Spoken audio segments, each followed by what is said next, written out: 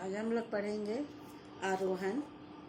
दूसरी लेख है अंतराल की। अंतराल जो दूसरे पूरक पुस्तक है उसका दूसरा लेख है आरोहण। इसके लेखक हैं संजीव। इसमें पर्वतारोहण की बात बताई गई है और किस प्रकार जो लेखक है वो अपने गांव से भाग जाता है और 11 साल के बाद फिर अपने गांव वापस आता है। तो उसकी गांव में आने के बाद उसके साथ एक उनके जो बॉस है उनका बेटा भी है। तो वो उनके बॉस का लड़का भी है जो IAS है।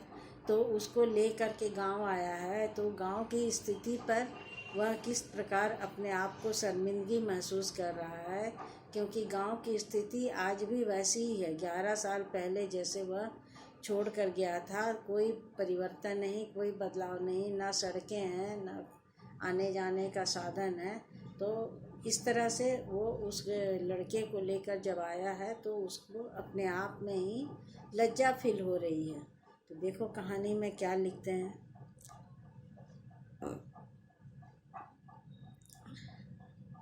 पर्वतीय प्रदेश के जीवन संघर्ष तथा प्राकृतिक परिवेश से उनके संबंधों को इस कहानी में चित्रित किया गया है।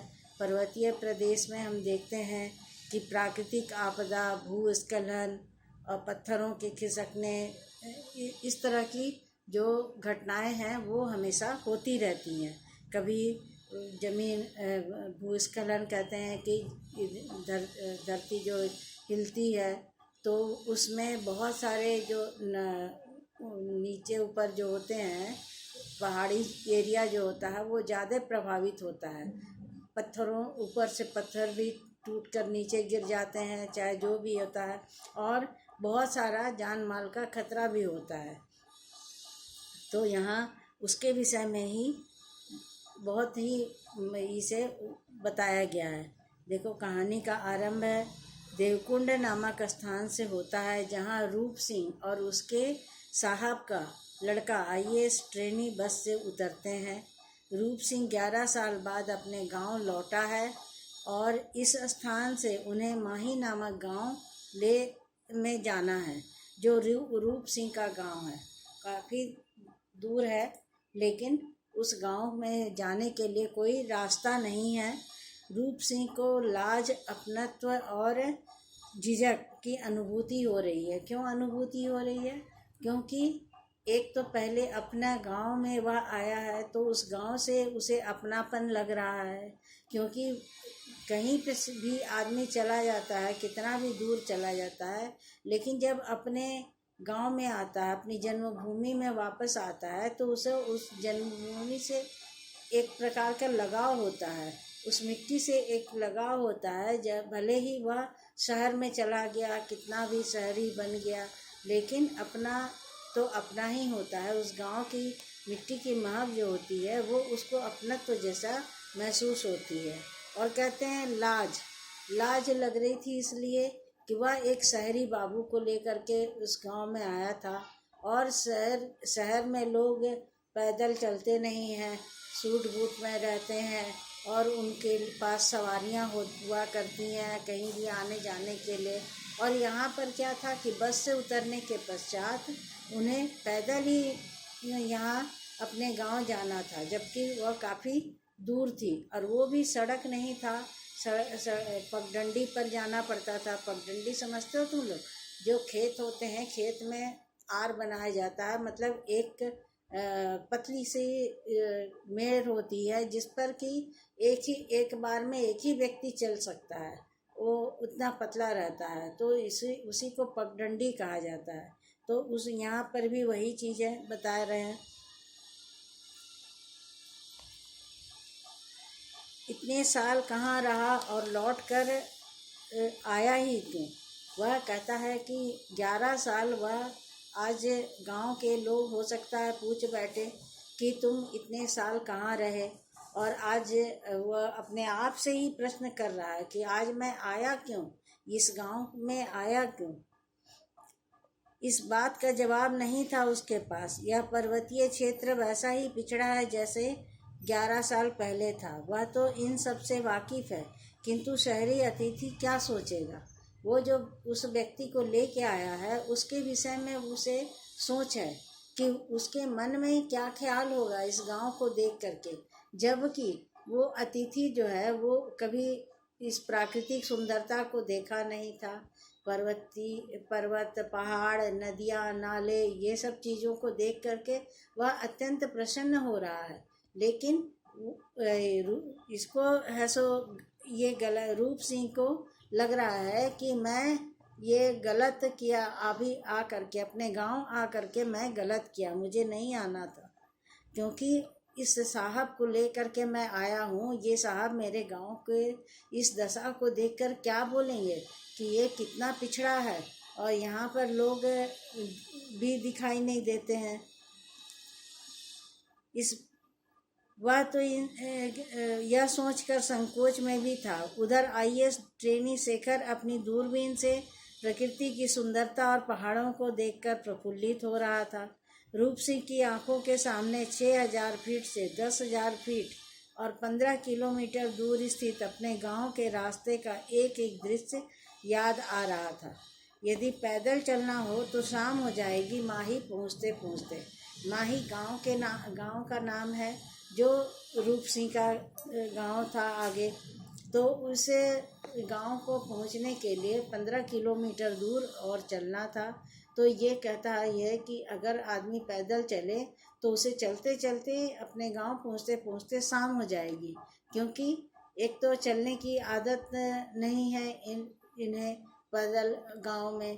तो बाहरी जो आते हैं शहरी लोग गांव में, उनको वो दृश्य तो अच्छी लगती है गांव की, लेकिन जो आने जाने का सुगम रास्ता नहीं होने के कारण लोगों को चलने में कठिनाइयाँ होती है, इसलिए उसे लग रहा है। यदि चाय की दुकान पर दुकानदार ने महीप नामक एक लड़के को बुलाया तथा 2 घोड़े से गांव तक जाने का 100 रुपया देना तय हुआ। अब एक लड़के को वह बुलाता है जो घुड़सवारी करवाता था, तो 2 घोड़े उससे मांगता है, बोलता है 2 घोड़े लाने के लिए कि 2 घोड़े ले आओ, हम दोनों इसमें सवार होकर के अपने गांव उधर जाएंगे। तो 100 रुपया वो कहता है, 100 रुपये में वो तय करता है। अब एक घोड़े पर शेखर तथा दूसरे पर रूप सिंह चढ़कर चले और घोड़े वाला लड़का मही पैदल चल पड़ा।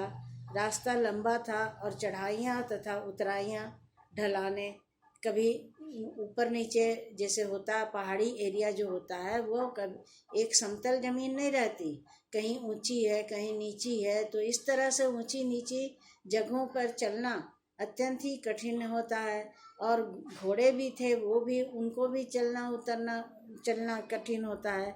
तो इस तरह से वो कभी ऊपर कभी नीचे, ढलान में कभी चढ़ाइयों में चढ़ते जा रहे थे। अब बादलों को जैसे पंख लगे हुए थे, नीचे सुपिन नामक नदी बह रही थी, ऊपर बादल भी उमड़ घुमड़ करके इस तरफ से उस तरफ आना जाना कर रहे थे। अर्थात कहने का कि बादल भी छाए हुए थे और बादलों का उमड़ना घुमड़ना चालू था। और कहते हैं कि वहाँ एक सुपिन नदी का नाम है सुपिन, वो सुपिन नदी वहाँ पर बह रही थी। तो वहाँ पर उस नदी से ऐसा महसूस हो रहा था जैसे कि एक गीत का स्वर उठ रहा है।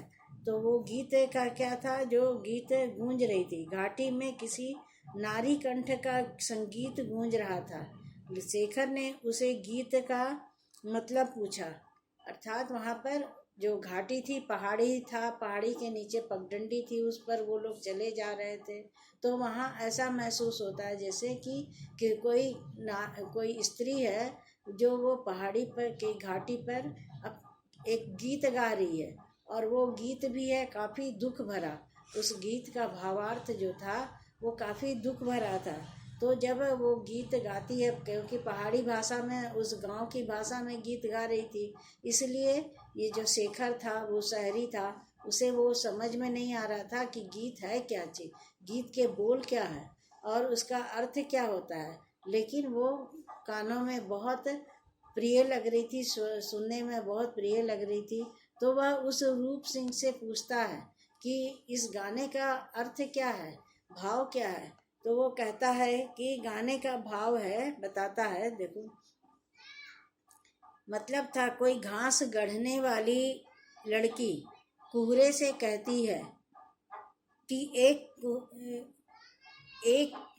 कहती है कि एक कुहरे, ऊंची नीची पहाड़ियों में तुम ना लगो जाकर। इस पर कुहरा कहता है कि ऊंची नीची पहाड़ियों में तू ना जाया कर। मतलब दोनों एक दूसरे को कह रहे हैं, कुहरा और बादल।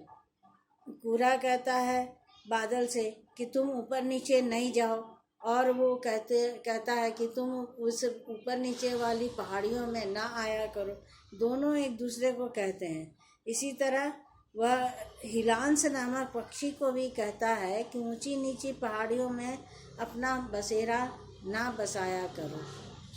मतलब बताते बताते रूप की आवाज़ भर्रा गई, अर्थात ये उसके जीवन की एक जो घटनाएं थी वह उसे याद आ जाती है, और उस घटनाओं को याद करके उसकी आवाज़ भी भर्रा जाती है, उसकी आवाज़ थरथराने लगती, वह बोल नहीं पाने लगता है। तो इसमें उसे वह शेखर जो था उसको याद करता है कि यह दर्द का गीत है। कुहासे का मतलब क्या होता है, पहाड़ों में, इसे तो कोई पहाड़ी ही जान सकता है। अर्थात जो वहाँ कुहासा छाया हुआ है और जो पहाड़ी एरिया है, तो कहते हैं कि कोई यहाँ पहाड़ी जो इस क्षेत्र में रहने वाले ही इस गीत का अर्थ समझ सकते हैं और उसकी वेदना को समझ सकते हैं। उस गीत में जो वेदना आ रही थी, वो वेदना उमड़ रही थी, उस वेदना को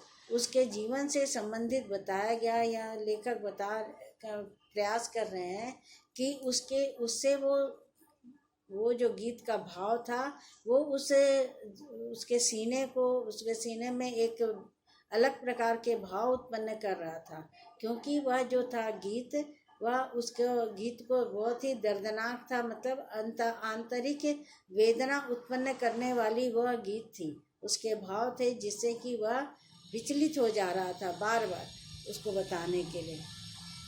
अब थोड़ी दूर आगे जाने पर रूप सिंह ने कहा, इसी जगह उसने भूत दादा को धकेला था। अब वह क्यों भागा था अपने गांव से शहर की ओर, क्योंकि एक बार वह यहाँ अपने गांव से चला आया था दूर कहीं पर, और वह अपने आप को वहाँ से गांव से हटा लेना चाहता था, लेकिन उसके दादा उससे बहुत प्यार करते थे। तो उसे वह सोचे कि नहीं, इसे अपने गांव में ले जाते हैं। तो जब वो लेने के लिए आए तो वह अपने दादा को ही ऊपर से नीचे ढकेल दिया था। तो वह बताता है शेखर को कि मैं अपने दादा को यहाँ से ढकेला था, और मैं और दादा दोनों ही इस पहाड़ी से लुढ़क पड़े थे।